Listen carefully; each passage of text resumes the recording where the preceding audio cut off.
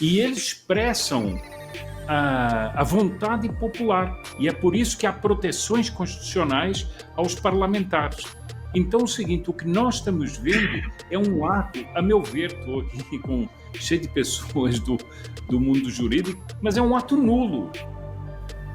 O ato do Supremo é um ato nulo. Eles não valem nada aquela votação. Vale o quê?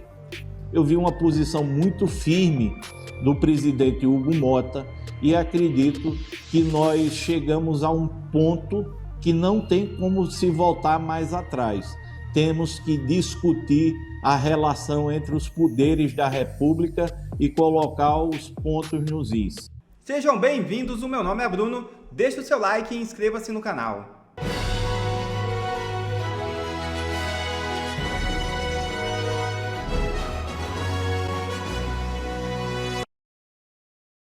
Prisão de ex-ministro de Lula ganha força no Senado.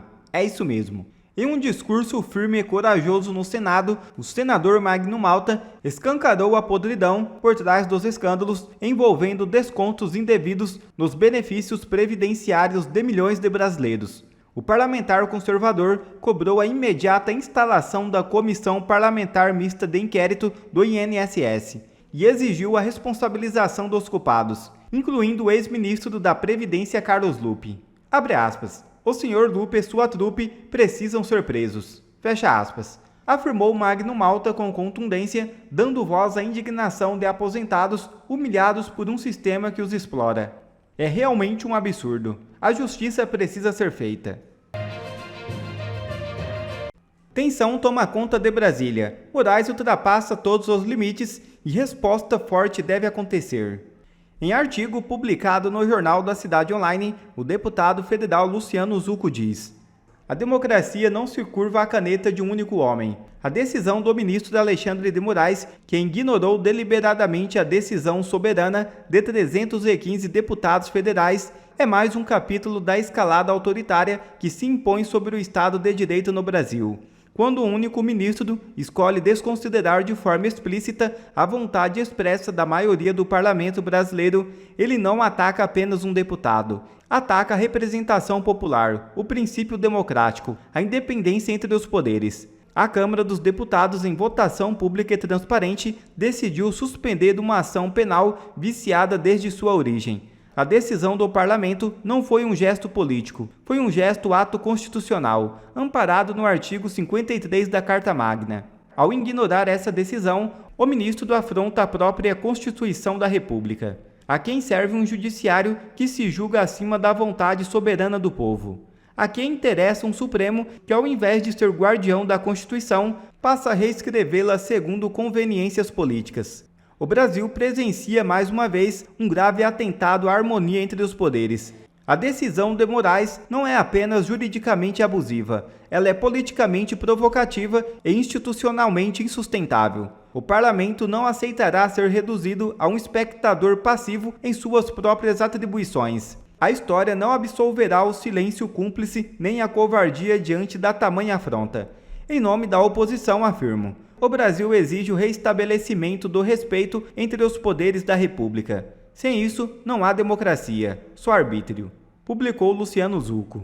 Em entrevista ao Braddock Show, o deputado Alfredo Gaspar, relator do processo que suspendeu a ação penal do deputado Alexandre Ramagem no STF, fala em reação do Congresso para combater o judiciário, que envolve pautar a anistia. Após a assustação, o ministro Moraes solicitou sessão virtual extraordinária com urgência para julgar essa resolução e estamos vendo o resultado. O Supremo, já por maioria, não vai aceitar, não vai respeitar a vontade da Câmara. Alfredo Gaspar, a sua avaliação sobre isso. O que a Câmara pode fazer diante disso? Esperar mais um pouco e aprovar a anistia depois das condenações, aprovar uma anistia imediatamente, né, e mostrar que a Câmara é soberana, ou qualquer outro tipo de reação, porque 315 votos são suficientes, aí mostram que tem disposição na Câmara para aprovar a anistia por meio de proposta de emenda constitucional. E eu lembro, o jurista Ives Gandra da Silva Martins frisou que, se for proposta de emenda constitucional, a anistia não poderá ser contestada pelo Supremo Tribunal Federal, já que ela não fere nenhuma cláusula pétrea. Como é que você viu essa decisão do Supremo, que vai atropelando a decisão soberana da Câmara dos Deputados? Nós estamos vivendo tempos difíceis. Eu sempre defendi na minha carreira jurídica a independência e a harmonia entre os poderes. Eu não torço pelo quanto pior, melhor, mas o que nós estamos vivendo não é normal no Estado democrático de direito. Desde 2001, houve uma mudança constitucional para atender a sociedade. Parlamentar pode ser denunciado, não precisa de autorização da Casa. Mas pela vez primeira, nesses quase 25 anos, um partido político pediu a suspensão de um processo, justamente do deputado Ramagem, que eu tenho pouquíssimo conhecimento agora porque fui relator. Eu não tenho nenhuma paixão pela temática dessa suspensão, mas eu agi como fiz durante toda a minha vida no Ministério Público. Fui chefe do combate ao crime organizado por muitos anos, fui chefe do Ministério Público 2 vezes e professor de direito penal. Eu não sou o maior dos juristas, mas eu tenho um entendimento do direito. A essa altura da vida, já vi muita coisa acontecer, mas eu nunca pensei que o Supremo Tribunal Federal fosse se arvorar de vingador na República Brasileira. É o que está acontecendo. Olha, é muito simples. A sustação da ação penal tem que ser de crimes supostos que ocorreram após a diplomação. Vou dar um exemplo, a cabeleireira. Ela participou no 8 de janeiro, está denunciada exatamente pelos mesmos crimes do Ramagem. Quer dizer, o Ramagem, ele só pode ter a ação suspensa no dano e na deterioração, e os que participaram de 8 de janeiro estão denunciados pelos demais crimes. Porque a explicação é lógica. A organização criminosa narrada na denúncia, essa suposta organização criminosa, é um crime permanente. Se ela existiu, e eu tenho muita dúvida disso, ela durou até o 8 de janeiro. O golpe de Estado só ocorre com o governo constituído. Lula tomou posse em 1º de janeiro. Golpe de Estado só existe com violência ou grave ameaça. Isso só ocorreu 8 de janeiro. Abolição violenta do Estado Democrático de Direito, também existe violência ou grave ameaça. Se ocorreu, só ocorreu e se concretizou no 8 de janeiro, ou seja, o Supremo não pode dizer, como quis fazer, que a Câmara só podia observar 2 crimes. Por que não? Porque nós temos que ir à letra da lei, os fatos ocorridos após a diplomação. Então, se a organização criminosa começou antes, se isso existiu, ela permaneceu depois. E a abolição violenta e também o golpe de Estado.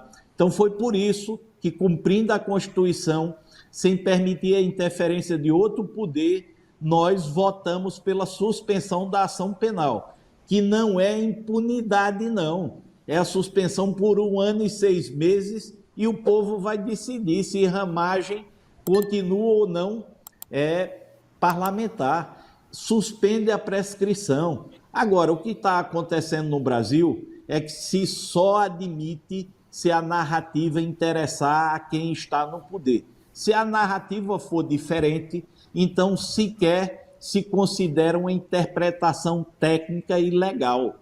Nós não podemos viver nesse estado de coisas inconstitucionais.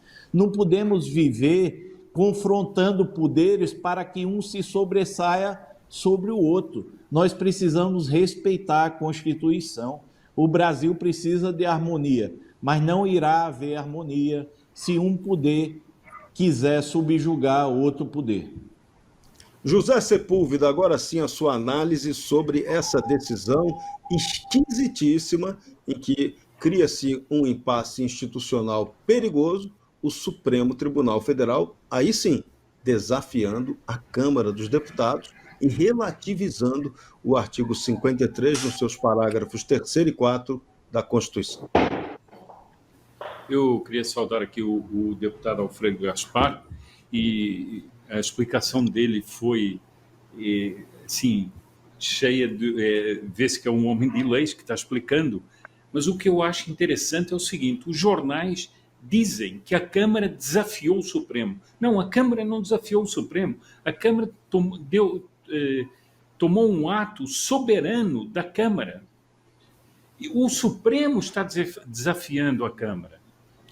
E se nós formos ver na essência da democracia, embora haja uma harmonia dos poderes, o poder mais democrático é a Câmara dos Deputados e o Congresso, no seu conjunto, porque eles são eleitos e eles expressam a vontade popular. E é por isso que há proteções constitucionais aos parlamentares.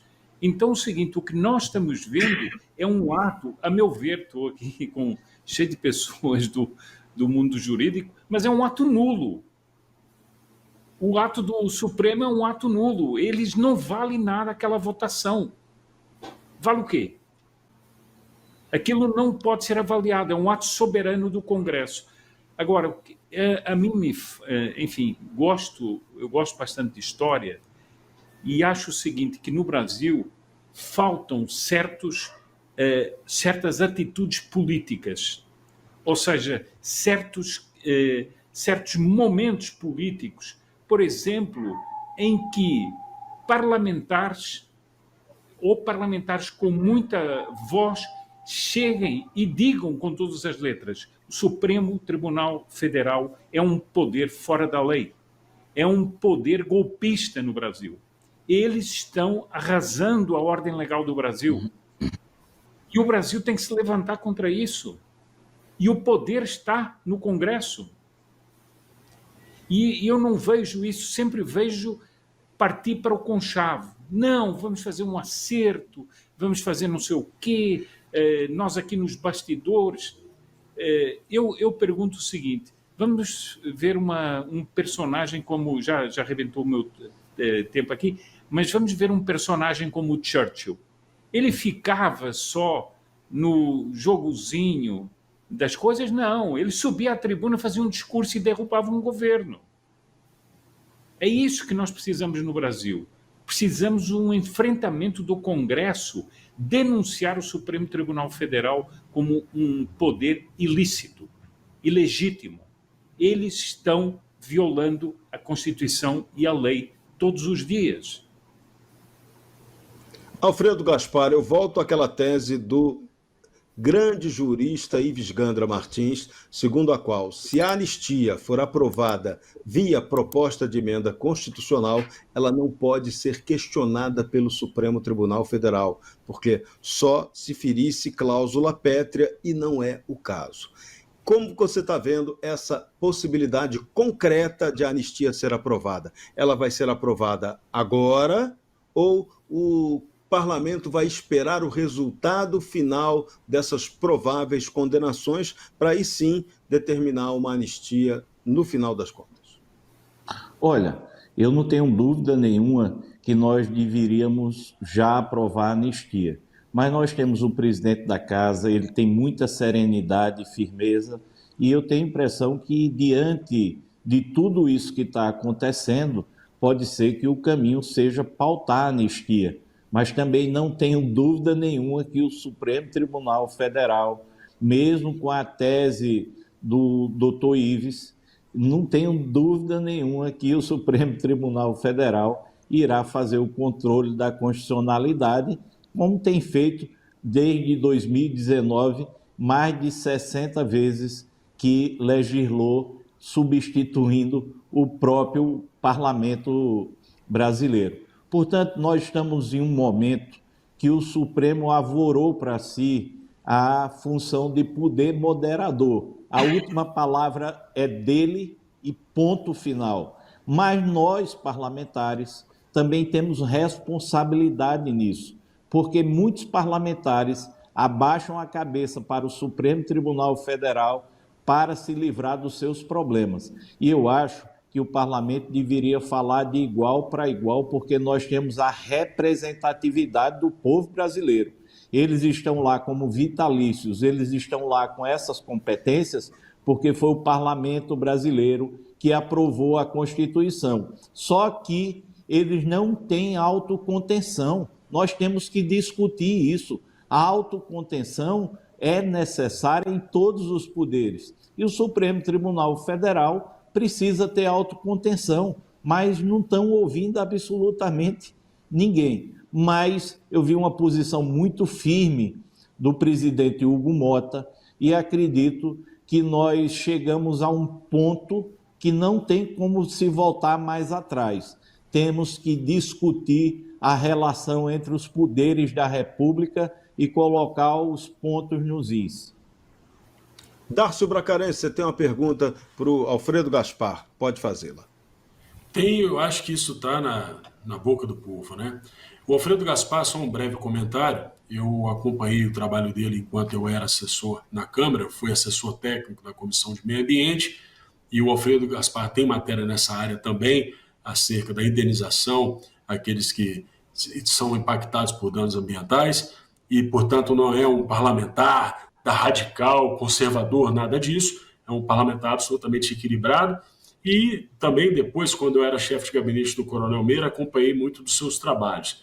E é também um parlamentar muito próximo dessa pauta da justiça e da segurança pública, é alguém que tramita e conversa com qualquer matiz ideológica, foi secretário de Segurança Pública sob a gestão do Renan Filho, em Alagoas. Portanto, não é alguém que pode ser considerado um radical que está disposto a querer causar qualquer tipo de atribulação ou tumulto, né, dentro das instituições do país, muito pelo contrário. Agora, o Supremo acabou de afrontar e atacar um poder, algo que o Alfredo Gaspar disse aqui. Qual será a atitude da Câmara dos Deputados? É possível fazer uma frente, procurar o Senado, para que o Senado possa tornar nulo esse ato? Por que eu digo isso? Quem declararia a nulidade desse ato do Supremo, que é nulo, é nulo. Qualquer estudante de direito vai dizer, isso que o Supremo fez está carregado de nulidade. Deveria ser a Justiça. Mas aí o Supremo vai declarar a nulidade do seu próprio ato. Isso não deve acontecer. Qual é o próximo passo? O Alfredo Gaspar pretende procurar o Senado para esse diálogo? Eu acho que todo mundo quer saber qual que vai ser a resposta do Congresso Nacional, ou pelo menos se a Câmara dos Deputados vai buscar uma ajuda na Casa Alta lá para poder tentar discutir essa decisão que foi tomada acerca do processo do Ramagem. Obrigado. E, Alfredo Gaspar, nós recebemos aqui um superchat do Denis Silva, que vai exatamente na mesma pergunta que foi feita pelo Darcio Bracarense. Quem pode julgar o julgador? Olha, essa é uma pergunta no momento sem resposta. Nós poderemos discutir isso no parlamento. Mas, diante da pergunta do Dácio, eu quero dizer que é uma questão tão delicada, é uma questão que, intrinsecamente, nós temos nos incomodado muito com as interferências do Supremo Tribunal Federal no parlamento, que quem tem que comandar a tropa, quem tem que comandar a reação e o direcionamento é o presidente Hugo Mota, que tem quase a unanimidade da casa para combater os excessos de qualquer outro poder. Nós estamos esperando justamente o pronunciamento do presidente Hugo Mota para que nós possamos, junto a ele, buscar reação a essa grave violação das prerrogativas parlamentares.